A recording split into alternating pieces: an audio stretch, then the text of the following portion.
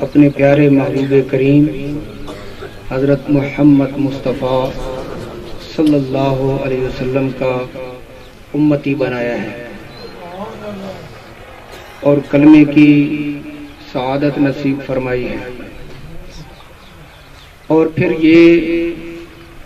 ذوق اور شوق عطا فرمایا کہ ہمارے دلوں میں نبی کریم صلی اللہ علیہ وسلم کی محبت ہے، نبی کریم علیہ السلام کی اطاعت کا جذبہ ہے۔ سامعین ذی وقار، آج اس مقام پہ چونکہ یہ پہلی نشست ہے اور یہ میلاد مصطفیٰ کے عنوان سے ہے کہ یہ پوری کائنات، اس پوری کائنات کا جو وجود ہے وہ نبی کریم صلی اللہ علیہ وسلم کے وجود کی وجہ سے ہے۔ نبی کریم علیہ السلام کو اگر اللہ تعالیٰ نے اس دنیا میں بھیجنا نہ ہوتا تو اس کائنات کو بھی تخلیق نہ فرماتا۔ تو نبی کریم علیہ السلام وجہ تخلیق کائنات ہے۔ تو ہم نے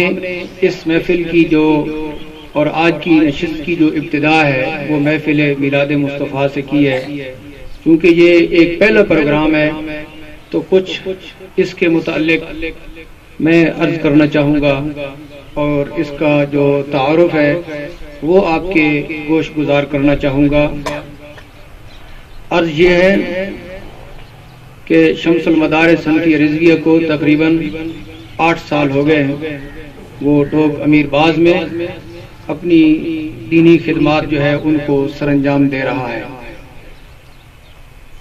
اور اس سے قبل بھی علاقے میں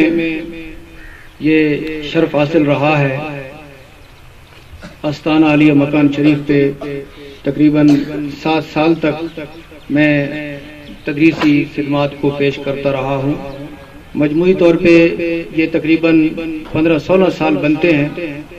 اور اتنے ہی عرصے سے میں تکبیر چوک مدنی جامع مسجد میں جمعہ پڑھا رہا ہوں۔ شمس المدارس صنفی رضویہ کے قائم ہونے کے بعد ہم نے یہ دیکھا کہ تقریباً دور دراز علاقوں کے علاوہ وادی کے جتنے بھی علاقے ہیں ان کے بچے تعلیم حاصل کرنے کے لیے ہمارے پاس آ رہے ہیں۔ تاہم چونکہ مین جو ایک سٹاف بنتا ہے اس سے ادارہ ہٹ کے تھا تو کچھ ہمیں مسائل پیش آ رہے تھے۔ میری بہت خواہش تھی اور دوست احباب کی بھی بہت بڑی خواہش تھی کہ نوشہرے کے اندر بھی ایک ادارہ ہو جو شمس المدارس صنفی رضویہ کے ساتھ متصل ہو، اور یہ ایک ہی چیز ہو تاکہ جو لوگ تعلیم حاصل کرنے کے لیے وہاں نہیں آ سکتے وہ یہاں آ کے تعلیم حاصل کر سکیں۔ یہ دل میں خواہش تھی کہ یہاں ہم کوئی ادارہ کھولیں کہ جس ادارے کی وجہ سے شمس المدارس صنفی رضویہ اپنی زیادہ خدمات جو ہے وہ پیش کر سکیں۔ تو ای سعادت بزور بازو نیست، کوئی بھی سعادت ہے تو وہ انسان کی طاقت کے ساتھ نہیں ہوتی، یہ اللہ تعالیٰ کے فضل و کرم کے ساتھ ہوتی ہے۔ اور کسی کام کے لیے بھی، اچھے کام کے لیے جو انتخاب ہوتا ہے تو یہ اللہ تعالیٰ کی طرف سے ہوتا ہے۔ کسی صاحب ذوق نے یہ کہا ہے کہ منت منے کے خدمت سلطان کنی، منت عضو شناس کے بخدمت گزاشت، کہ اگر تم کوئی اچھا کام کرتے ہو، کوئی نیکی والا کام کرتے ہو تو اس پہ تم احسان نہ جتلاؤ یا اپنی ذات کو نہ دیکھو، تم رب العالمین کا شکر ادا کرو کہ اس نے تمہیں نیک کام کے لیے منتخب کر لیا ہے۔ تو ہم اللہ تعالیٰ کا شکر ادا کرتے ہیں کہ دین کی تعلیم کے لیے، قرآن حکیم کی تعلیم کے لیے، علوم اسلامیہ کے لیے اس کریم ذات نے ہمیں منتخب کر لیا ہے، ورنہ من ہما خاکم کے ہستم، ہم جو مٹی ہیں، جو مٹی کا ڈھیر ہیں، وہ ہم خود جانتے ہیں کہ ہماری کیا حیثیت ہے۔ یہ اس کریم پروردگار کی کرم نوازی ہے، نبی کریم صلی اللہ علیہ وسلم کی حد درجہ عنایتیں ہیں کہ یہ دین کا کام جو ہے وہ ہو رہا ہے۔ تو میں یہ عرض کر رہا ہوں، ہمارے دل میں یہ خواہش تھی کہ ہم نوشہرے میں دینی تعلیمات کا سلسلہ شروع کریں، اس شمس المدارس کے ساتھ متصل ہو کے یہاں بھی ہمارا عملہ ہو جو دینی تعلیم و تربیت کے لیے کوشاں رہے۔ تو الحمدللہ تعالی یہ سعادت جو ہمیں نصیب ہوئی ہے، یہ زمین جس شخص نے دی ہے، میں یہ سمجھتا ہوں کہ یہ اللہ تعالیٰ کا بہت بڑا فضل ہے کہ انہوں نے یہ زمین مسجد کے لیے اور مدرسے کے لیے وقف کی ہے۔ یہ ہمارے بھائی موجود ہیں، محمد ارشد عالم شیر جڑوال فیملی سے تعلق رکھتے ہیں، یہ آرمی میں تھے، تو ان کی یہ خواہش تھی کہ میں ایک مسجد تعمیر کروں گا اور مسجد کے لیے میں زمین وقف کروں گا۔ تو جب یہ ریٹائر ہو کے آئے تو انہوں نے یہ زمین وقف کر دی۔ ان کی نیت میں مسجد تھی، لیکن ہم نے ایک اضافہ کیا کہ ساتھ مدرسے کی بھی نیت ہو جائے، کہ مسجد بھی ہو اور ساتھ مدرسہ بھی ہو۔ پھر الدال علی الخیر کفاعلہ، کسی خیر کے اوپر جو رہنمائی کرنے والا ہوتا ہے وہ خیر کرنے والے کی طرح ہوتا ہے۔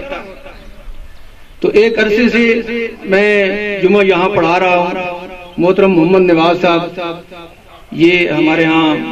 جمعہ پڑھتے ہیں، تو ان کے توسل سے محمد ارشد سے تعارف ہوا، تو ان کے حوالے سے یہ سارا پھر نظام شروع ہوا کہ انہوں نے زمین کو وقف کیا مسجد کے لیے اور مدرسے کے لیے۔ تو ان ہر دو حضرات کے لیے ہم تہ دل سے دعا گو ہیں کہ اللہ تعالیٰ اس دنیا میں بھی اور قبر و حشر میں بھی اللہ تعالیٰ ان کو بھلائی نصیب فرمائے، ان کی یہ دنیا بھی بہتر ہو، قبر اور حشر بھی بہتر ہو۔ کیوں کہ یہ کوئی معمولی کام نہیں ہے اور معمولی بات نہیں ہے کہ یہ مسجد اور مدرسہ جو شروع ہوا ہے تو ہم تو ختم ہو جائیں گے، یہ دنیا تو فانی ہے، کتنی زندگی ہے، بہت کم زندگی ہے، بہت جلدی یہ ختم ہو جانے والی زندگی ہے، ہم نہیں رہیں گے، لیکن قیامت تک یہ مسجد اور مدرسہ اس میں قرآن حکیم پڑھا جاتا رہے گا اور جو دینی تعلیم ہے وہ دی جاتی رہے گی۔ تو جو لوگ اس کے اندر خاص طور پر بنیادی حیثیت رکھتے ہیں، کیونکہ زمین جو ہے یہ ایک بنیادی حیثیت ہے، اگر زمین نہ ہو تو انسان کیا کر سکتا ہے؟ تو میں یہ سمجھتا ہوں کہ سب سے بڑا جو صدقہ جاریہ ہے ان لوگوں کا ہے کہ جنہوں نے یہ زمین دی ہے اور جن کے توسل سے یہ سارا کام ہوا ہے۔ اس صدقہ جاریہ کی بنیاد یہ ہے، اور پھر بنیاد کی ایک بہت بڑی اہمیت ہوتی ہے، اور اس کے بعد جو لوگ بھی یہاں اس مسجد اور ادارے کے ساتھ تعاون کرتے رہیں گے، بچے پڑھتے رہیں گے، مجموعی طور پہ وہ جو ابتدا کرنے والے ہیں ان کو یہ ثواب اور اجر مسلسل اس دنیا میں بھی ملتا رہے گا اور قبر اور حشر میں بھی ملتا رہے گا۔ سامعین ذی وقار، یہ ایک مختصر سا تعارف ہے اس جگہ کا۔ میں یہ سمجھتا ہوں اور آپ کو بھی معلوم ہے کہ واقعتاً مساجد بہت ہیں، اور صرف اگر اس حیثیت سے ہم دیکھیں کہ مسجد تو مسجد کی ضرورت نہیں محسوس ہوتی، لیکن جب ہم نے یہ نیت کی کہ یہاں ہم مسجد جو ہے وہ تعمیر کر رہے ہیں، جبکہ مساجد کی اتنی ضرورت بھی نہیں ہے، لیکن مدرسے کی ضرورت بہت زیادہ ہے، جہاں مدرسہ ہوتا ہے اس مدرسے کے لیے پھر مسجد بھی ضروری ہوتی ہے۔ تو اس حوالے سے یہ ہماری ضرورت بن گئی کہ یہاں مسجد بھی ہو، جو کہ زمین کو وقف کرنے والے محمد ارشد، اللہ تعالیٰ ان کی زندگی کے اندر برکات نصیب فرمائے، ان کی نیت میں یہ تھا کہ میں مسجد کے لیے جگہ وقف کروں گا۔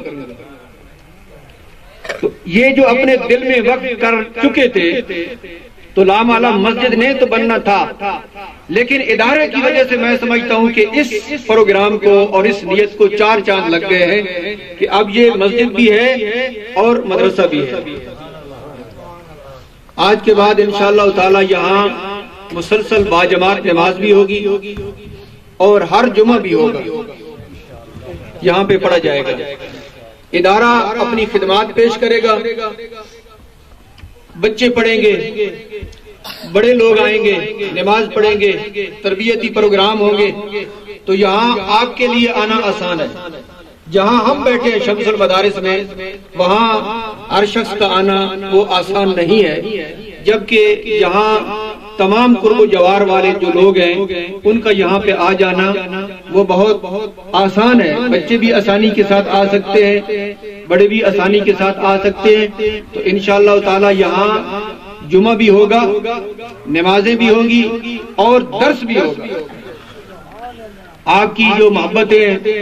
اور خدمات ہیں وہ شامل حال رہیں گی۔ اللہ تعالیٰ کا جو فضل و کرم ہے وہ ہمارے اوپر برستا رہے گا۔ تو جو میں نے آیت کریمہ آپ کے سامنے تلاوت کی ہے، اللہ کریم جل شانہ نے قرآن حکیم میں ارشاد فرمایا، قل ان صلاتی و نسکی و محیای و مماتی للہ رب العالمین۔ اے میرے پیارے محبوب، ارشاد فرما دو کہ بے شک کہ میری نماز اور میری قربانیاں، میری زندگی اور میری موت، یہ سب رب العالمین کے لیے۔ جب تک کہ نیت کے اندر یہ چیز نہ ہو کہ سب کچھ اللہ کے لیے ہے، اس وقت تک کوئی بات نہیں بنتی۔ بڑے سے بڑے کام ضائع ہو جاتے ہیں، بڑی سی بڑی عبادتیں ختم ہو جاتی ہیں اگر نیت کے اندر فتور آ جائے۔ نبی کریم صلی اللہ علیہ وسلم نے ارشاد فرمایا، انما الاعمال بالنیات، اعمال کا دار و مدار نیتوں پر ہے، ہر عمل کا دار و مدار نیت پر ہے۔ تو اگر نیت میں اللہ کی رضا ہے تو اللہ کی رضا ملتی ہے، اگر نیت میں دنیا ہے اور نیت میں کوئی شہرت اور نیت میں کوئی اور مقصد ہے تو پھر وہی ملتا ہے۔ نبی کریم علیہ السلام نے ارشاد فرمایا کہ جو شخص جو نیت کرتا ہے اسے وہی کچھ ملتا ہے۔ تو ہم اللہ کے گھر میں اس مسجد میں بیٹھ کے یہ نیت کرتے ہیں کہ اے پروردگار، ہم جو کام کر رہے ہیں اور جتنے بھی لوگ اس کام کے اندر شریک ہیں، ہم یہ نیت رکھتے ہیں کہ اے کریم پروردگار، یہ سب کچھ تیرے لیے ہے اور تو اپنی رضا ہم کو عطا فرما۔ معزز سامعین کرام، اللہ تعالیٰ کی رضا بہت بڑی چیز ہے اور بہت بڑا انعام ہے کہ ہمارے دل مضبوط ہو جائیں کہ ہم جو کام بھی کریں وہ محض اللہ تعالیٰ کی رضا کے لیے ہو، نبی کریم علیہ الصلوۃ والسلام کی اطاعت میں ہو اور نبی کریم علیہ الصلوۃ والسلام کی رضا کے لیے ہو۔ ورنہ یہ دنیا ہمیں کیا دے گی یا اس دنیا میں کیا پڑا ہے؟ جب مر کے قبر میں جائیں گے تو ہمارے ہاتھ خالی ہوں گے، لیکن جو کام بھی ہم اللہ تعالیٰ کی رضا کے لیے کریں گے وہ اس دنیا میں بھی ہمارے لیے خیر ہے، قبر اور حشر میں بھی ہمارے لیے خیر ہوگا۔ تو قرآن حکیم میں اللہ تعالیٰ نے ارشاد فرمایا کہ میرے پیارے محبوب، تم یہ ارشاد فرماؤ کہ بے شک کہ میری نماز، میری قربانیاں، مفسرین فرماتے ہیں کہ ہر خیر والا جو عمل ہے وہ نسکی میں آ جاتا ہے۔ ہر خیر والا کام، ہر خیر والا کام، جو زندگی اور موت، جو زندگی ہو تو وہ بھی اللہ کے لیے، جو موت ہو تو وہ بھی اللہ کے لیے۔ اللہ کریم جل شانہ ہمیں ہر عمل میں اپنی رضا عطا فرمائے، کیونکہ وہ تو قادر ہے، وہ تو مالک ہے، اسے کسی چیز کی ضرورت نہیں ہے کہ ہم یہ کام کر رہے ہیں تو اللہ تعالیٰ کو تو یہ ضرورت نہیں ہے کہ ہم یہ کام کریں۔ اللہ تعالیٰ کی مخلوق تو بہت وسیع ہے، وہ جس کو چاہے دین کے کام پہ لگائے، جس کو چاہے اس سے جو کام بھی لے لے، وہ قادر مطلق ہے، وہ سب کچھ کر سکتا ہے۔ ہمیں ضرورت ہے اس چیز کی کہ ہمیں اللہ تعالیٰ کی رضا نصیب ہو جائے، ہمارے اوپر اللہ راضی ہو جائے، تاکہ اس زندگی کا بھی کوئی مقصد ہو اور مرنے کے بعد بھی ہمیں کوئی مقصد نصیب ہو جائے۔ سامعین ذی وقار، مسجد کا بہت بڑا مقام ہے۔ نبی کریم علیہ الصلوۃ والسلام نے ارشاد فرمایا، من بنا للہ مسجدا بنى اللہ لہ بیتا فی الجنہ، جو اللہ تعالیٰ کی رضا کے لیے مسجد تعمیر کرتا ہے اللہ تعالیٰ کے لیے اللہ تعالیٰ اس کے لیے جنت میں گھر بناتا ہے. تو اس کا یہ مطلب نہیں ہے کہ پوری مسجد ایک بندہ تعمیر کرتا ہے. تو اگر ایک اینٹ بھی لگا دیتا ہے نا تو وہ مسجد کو تعمیر کرنے والا ہے,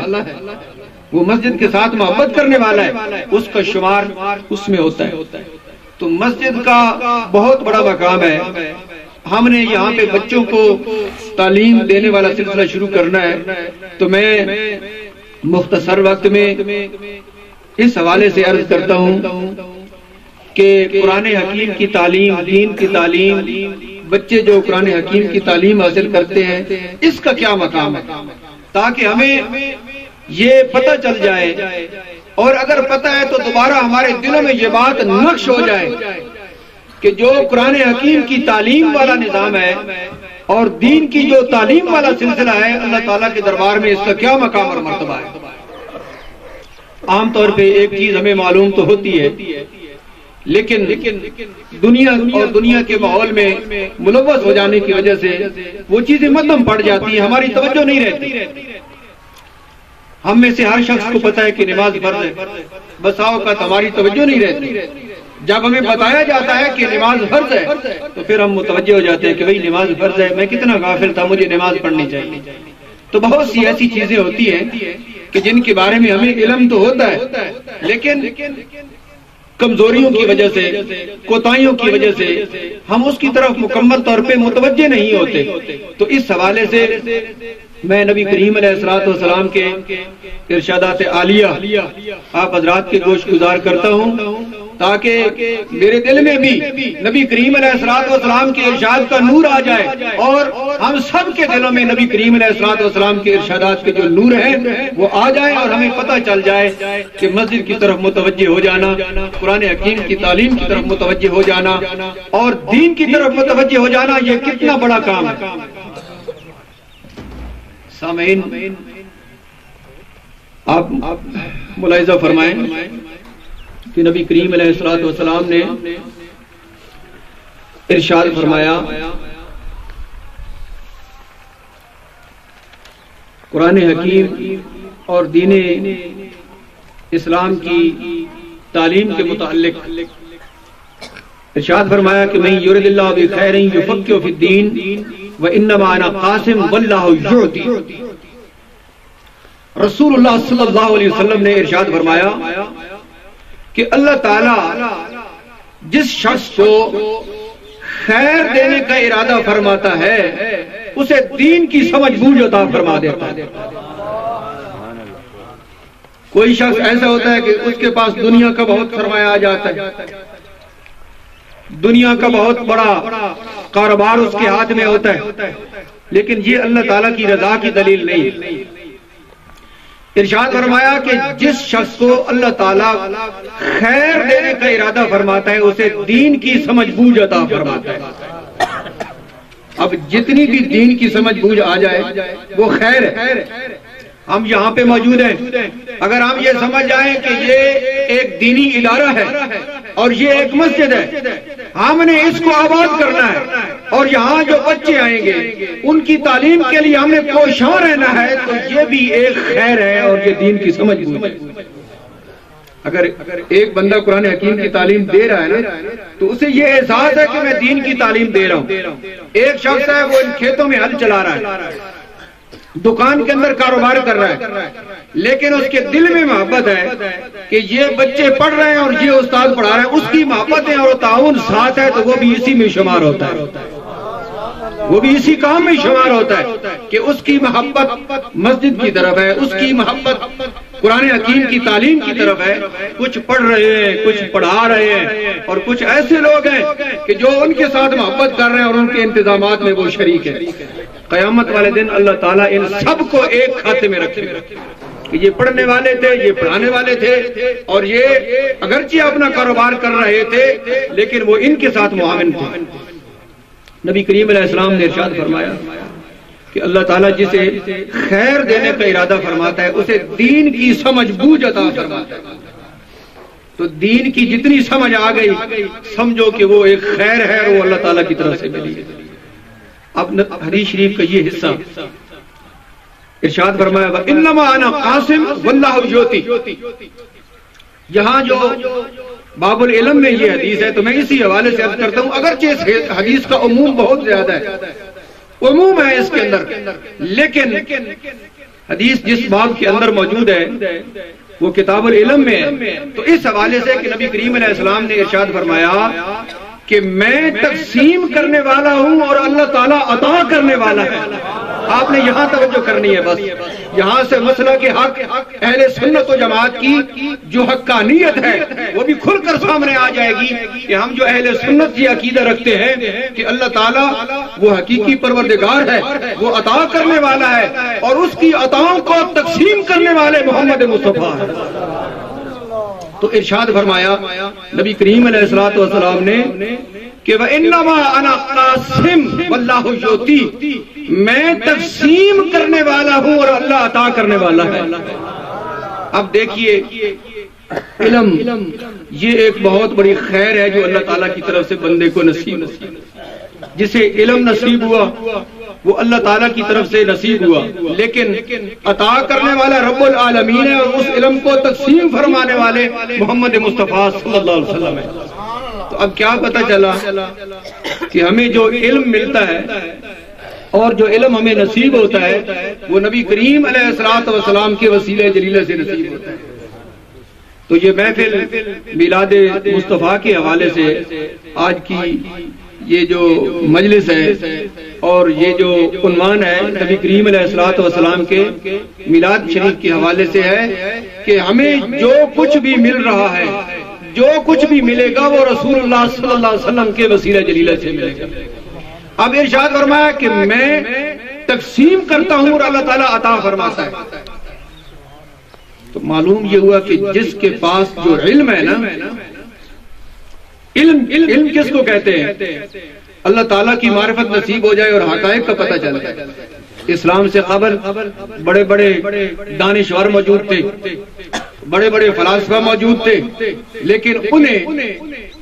اسلام کی حقانیت سمجھ نہ آئی، اللہ تعالیٰ کی معرفت نصیب نہیں ہوئی. ہم نہیں کہہ سکتے کہ ان کے پاس علم تھا. جو علم اللہ تعالیٰ کی معرفت سے بیگانہ رہے وہ علم نہیں ہے،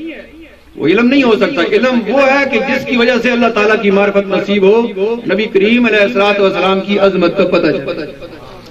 اب بندہ قرآن بھی پڑھے، نبی کریم علیہ السلام کی احادیث بھی پڑھے، فقہ بھی پڑھے،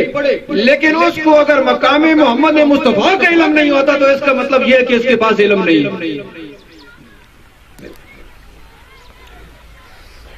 اگر اسے مقام محمد مصطفیٰ کا علم نہیں ہے تو اس کا مطلب یہ ہے کہ اس کے پاس علم نہیں ہے. کیوں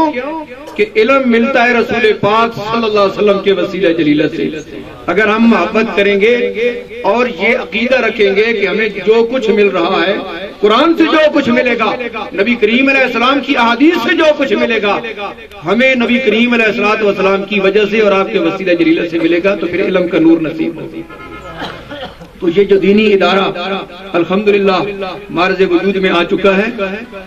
یہاں نبی کریم علیہ السلام کی محبت میں اور نبی کریم علیہ السلام کی اطاعت میں سبق پڑھایا جائے گا، تاکہ جو علم ہے نبی کریم